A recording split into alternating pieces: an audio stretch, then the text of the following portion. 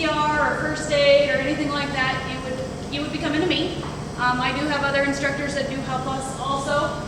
And so I'm not going to say that I'm the only one doing it, but I do most of that, okay? Today's talk is about dementia, Alzheimer's, and what is it? Because it's confusing and it's hard to understand. Dementia is not a diagnosis. It is a broad spectrum disease, okay? It is a general term to the whole thing.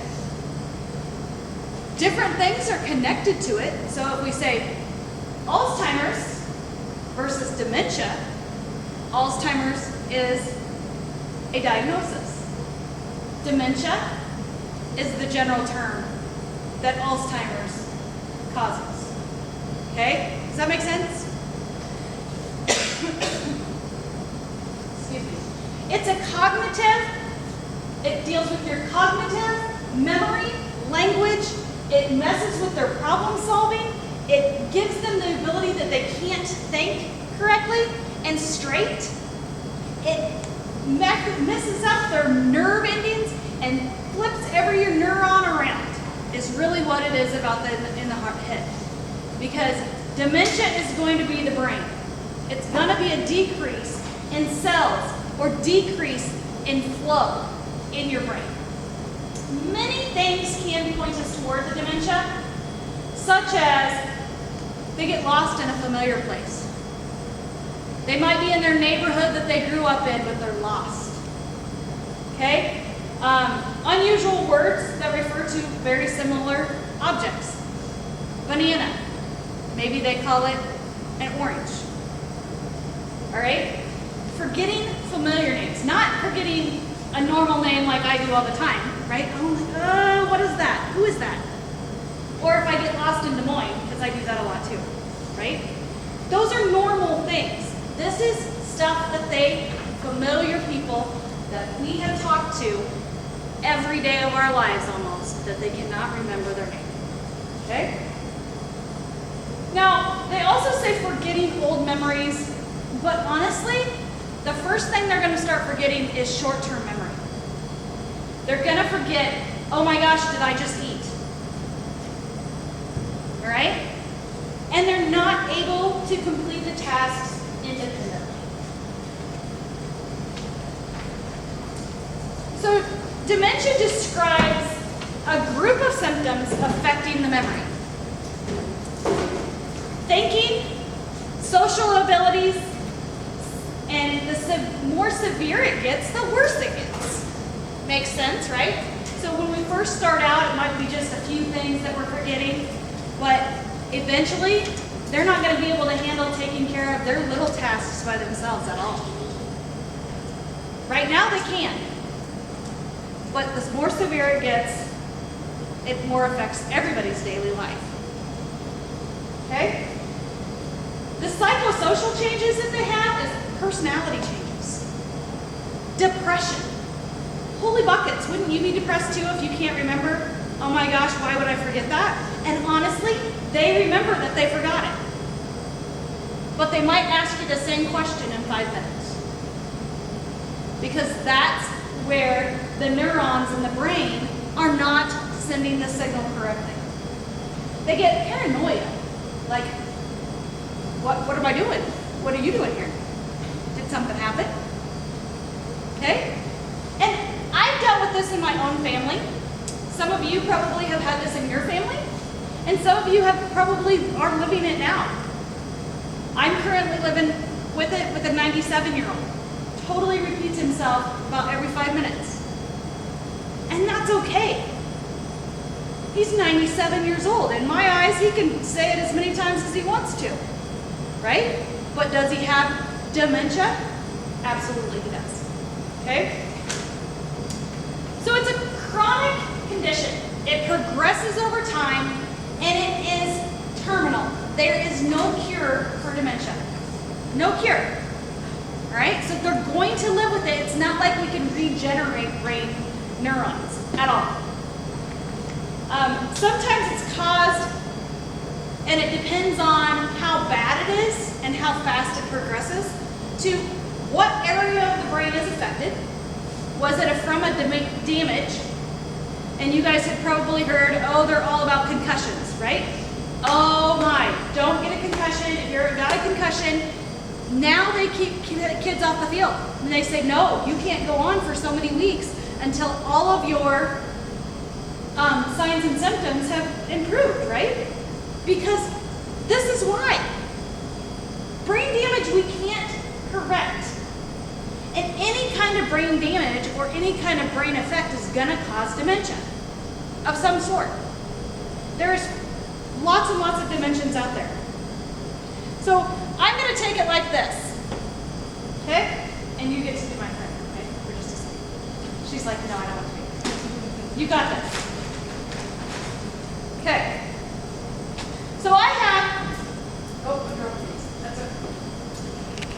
I'm gonna have you hold this string in this hand, and this string in this hand, okay? And what this is right here, I have a signal going through my brain. I'm drunk from all of this. Signal going from my brain to her, okay? You ready? Boom, right? It's gonna go down this smoothly. It just went straight down. They're clear, so they're hard to see. Let me do it on this one, okay? And look, I did it spiral again. Goes down really smoothly to her, right? Now, I'm gonna do this. You stay put. I'm gonna do this. Is my neuron going to come back to me really easy? Right? It's not. And it's not going to get to her easy at all. It's gonna have to take a different path. And if I tie a knot in this, right here, is she going to be able to ever get that nerve? Is it ever going to go all the way down to her? No. This one, hold on to the strings for a second. This one, I'm going to do this. I'm going to send this neuron to her through this pathway right here. And guess what's going to happen in the middle of it? Here I go, here I go, here I go, and is it going to get to her? Absolutely not. Because that nerve, or that pathway, thank you so very much, pathway has been cut. That's what dementia does to our brains. Whether it's all tied up, all mixed up, or just cannot make the signal because the connection is not there, it's shrank. So in the brain, here's half of a brain right here, okay? Our brains are not very big. So if I put this up to my head, look, our brains are not very big. This would fit in my head, right? Different parts of the brain deal with different parts of our body. We have, in our frontal lobe, we have intelligence, judgment, and behavior. So right up here, a lot of intelligence, judgment, and behavior. Right here on the side, memory. And then behind that is language. So you can tell that if something happens and the pathway gets blocked in memory, what's going to happen to my memory? That's what's going to be affected. Might not be my intelligence, I might still be the smartest person in the world, but I don't have the memory to hold on to it. Here's a healthy brain, and this is severe Alzheimer's. It's degeneration of the brain tissue and the signals. This is on CAT scan right here. Normal brain versus a deterioration. Can you see how that pathway is going to be screwed up somehow? You're not going to be able to get there. But there's different kinds of dementia. Tons and tons of different kinds of dementia. Okay? See, look, I'm already switching my words here. These are just a small number of the kinds, but they're the most familiar.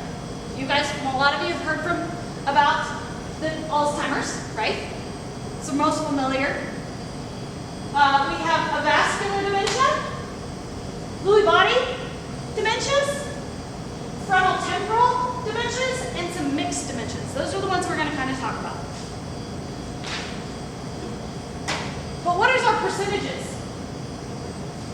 dementia, 60 to 80% of those are Alzheimer's dementia. But you still have this 5 to 10% that are Lewy body. What's the difference? And then you have the mix. So I told you that the Alzheimer's is the most, right? Most popular, we hear it a lot. Doesn't surprise us. That's what a lot of people hear, right? And although it's not always the cause of Alzheimer's disease are not known. We do not know the cause of it for Alzheimer's. It could be age. It could be deterioration of the brain for age. But you know what? There's people that are 20s to 30s being diagnosed with dementia and Alzheimer's. So it's not necessarily, we don't know always the cause. What they do know is a small percentage of them are related to mutations of the genes. Doesn't mean that just because you have a genetic disorder or genetic, like I'm sure in my genes there's cancer. Does that mean that I'm gonna get cancer? No, it's not 100%. But is my chances increased? Absolutely. So, and that's when you have a genetic connection of like parents or other siblings. Your chances of getting that is